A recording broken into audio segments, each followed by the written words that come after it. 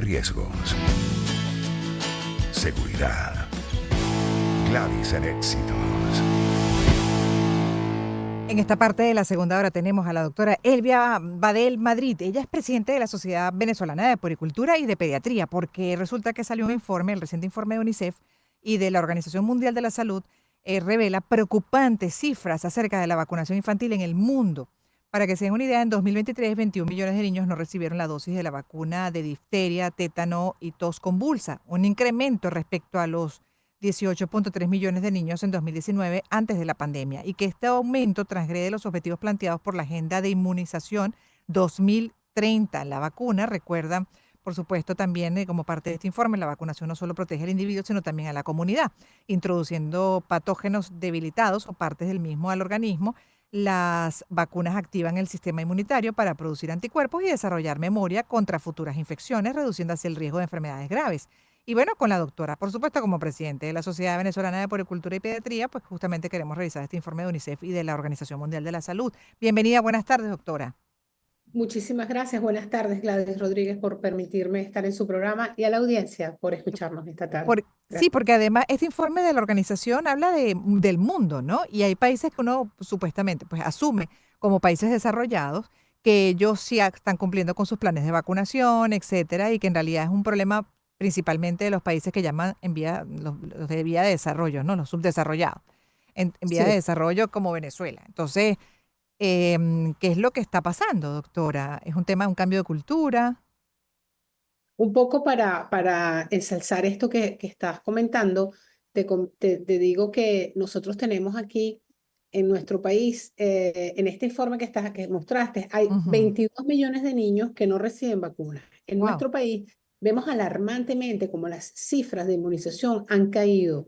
Y estas cifras de inmunización han caído, pero no solo por la pandemia, que la pandemia nos afectó a todos indiscutiblemente. Es un comportamiento mundial que se Ajá. observa, ¿verdad? Y hay tendencia a pensar que pueden ser los antivacunas, pero no, la tendencia es a ver la disminución de la inversión de los países en este importantísimo renglón en salud. Mm.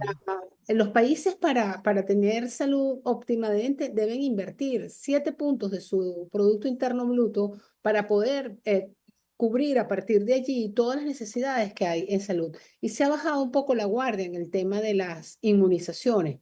Por eso los pacientes, los niños cero dosis han aumentado en las Américas.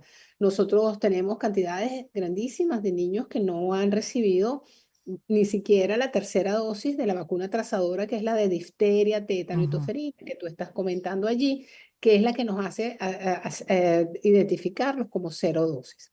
De manera que hay como se relajaron los mecanismos, los organismos internacionales en cuanto a la rigidez que debe haber y la severidad que debe haber para el cumplimiento de estos canales de, Pero de qué inmunización. paradoja, doctora, porque después de la pandemia se supone que nos quedaron grandes lecciones, ¿no? Aprendizajes. Y una de las cosas que se habló en su momento de las reflexiones que salieron era de que había que reforzar los presupuestos para salud de todos los países, entre otras la vacunación. Yo recuerdo que en la pandemia, en el 2020, la mortalidad fue brutal. Las Ujú. cifras eran todas ascendentes hasta que apareció la vacuna y estas cifras cayeron verticalmente. El paciente se enferma de COVID, pero ya no se muere. Gladys, pero nosotros estamos viendo niñitos que se están muriendo de SIM post-COVID porque no tenemos la vacuna. En Venezuela no Wow. hay vacuna de COVID, para que te hagas un ejemplo. En Venezuela, no solamente las vacunas del PAI, en Venezuela no hay vacuna antirrábica desde el año pasado. Y la que hubo hasta el año pasado estaba vencida desde el 2023. Toxoide tetánico no hay. En este momento no hay vacuna BCG antituberculosa. En Wow. este momento no hay. Hace un par de semanas se nos anunció que habían llegado 50.000 dosis de vacuna para BCG y para hepatitis B. Eso puede sonar mucho, 50.000 dosis, pero con una población que tiene 500.000 niños recién nacidos al año, es el 10%. Nada. ¿Comprende? Entonces, nada, nada exacto, sale agua, Y se exactamente. va normalizando, que es lo otro, porque entonces ahí entra el tema de la cultura, ¿no? Que después ya se va instalando la cultura de que para qué, ¿no? Si pasa el Sí, tiempo y en pero realidad hasta qué punto las necesito. Claro, si mi órgano protector, que es el Estado, no está pendiente, no estoy preocupada, si voy a buscar la vacuna y no está. Y si me dan una vacuna por otra, porque ¿por qué tenemos esta tos convulsa, como muy bien lo dijiste tú ahorita? Porque en vez de vacunar con la vacuna que es la triple bacteriana, vacunamos con la doble bacteriana, difteria y tétanos, y le dejamos un espacio a los refuerzos a la tosferina. Entonces, igualmente ocurre con el sarampión. Para vacuna de sarampión utilizamos la doble viral, que es rubiola y sarampión. Y la parotiditis queda para que en cualquier momento pueda hacer aparición de una epidemia de parotiditis. Claro. Era que en este momento como estamos situados, las coberturas vacunales de nuestro país, que según recomendaciones de la Organización Mundial de la Salud deben estar por encima del 95% para garantizar que no vamos a tener epidemias, ninguna de las vacunas del país pasa de 80%. Muy pocas llegan a 80% para no alarmar Ujú. que estamos sobre el 50% más o menos en coberturas vacunales. Y dependiendo de las regiones del país, hay regiones que es más difícil el acceso en Táchira, en Zulia, en Trujillo, en Deltamacuro, en Bolívar, y ahí las coberturas difícilmente llegan al 30%, Imagínese. 27%, 45%. A todas Entonces, estas, porque yo recuerdo cuando, bueno, me tocó, por ejemplo, ¿no? Ese plan de vacunación de mis hijos en lo que pues, fue la etapa de recién nacidos, posteriormente, y hasta el sol de hoy, la verdad es que sí, mi familia hay como mucha conciencia con relación a eso, porque además me la inculcaron a mí también, mis padres.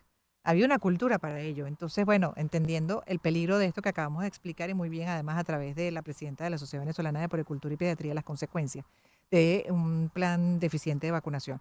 Pues uno se pregunta también de la conciencia social, ¿no? Más allá del déficit que, no, que tienen, en este caso, pues los gobiernos y el de Venezuela, déficit en campaña, déficit en incluso campaña comunicacional y campaña ya de vacunación per se. Pero la gente lo pide, la gente sabe que aquí hay una falta importante que se requiere presionar y denunciar para que se cumpla y proteger en general a la población de sus diferentes edades. el venezolano se vacuna. Ajá, Culturalmente, al venezolano le gusta acudir a vacunarse. Pero, ¿qué sucede? El Estado no compra vacunas, claro. Yo no sé si tú sabes que desde el año 2016 nosotros no compramos vacunas. imagínese. Venezuela debe comprar las vacunas al Fondo Rotatorio Internacional.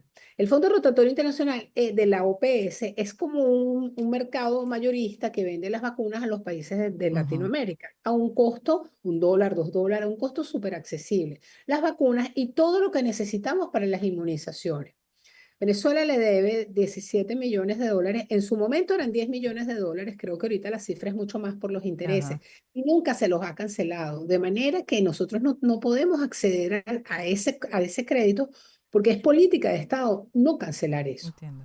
¿Cómo tenemos vacunas nosotros? Nosotros tenemos vacunas porque el resto de los países de Latinoamérica, cuando hace sus compras de vacunas, le da un poquito a Venezuela.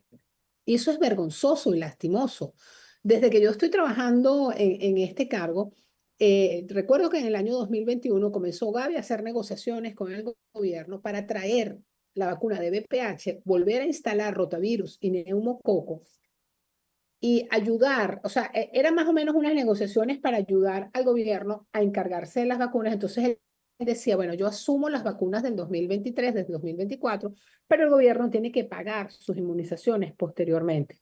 Nunca ha podido traer las vacunas Gavi, jamás ha podido estar aquí, sencillamente porque no hay garantía de la distribución de las vacunas, de la conservación de la cadena de frío y de la aplicación de la vacuna a nivel estatal, porque los vacunadores no ganan suficiente dinero, se han ido del país, no tenemos personal que se encargue de cumplirlo, ni hay, a ese nivel no hay cómo hacer.